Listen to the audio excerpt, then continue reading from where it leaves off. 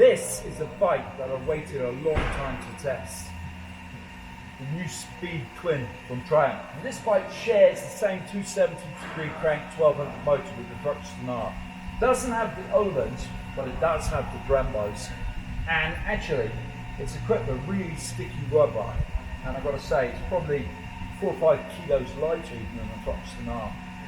Rider modes, as standard, it's an absolute hooligan machine. So it's fitting that this is helping me to go right back to my youth. I'm taking it to the heart of the city tomorrow for an exploratory ride.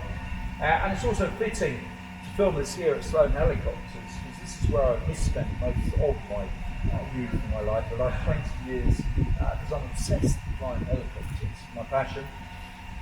So is motorcycles, and actually it's much more affordable, attainable, probably safer, but I don't know about that. But one other thing I should point out as well, folks, is only an idiot will go out riding without a jet. For kids,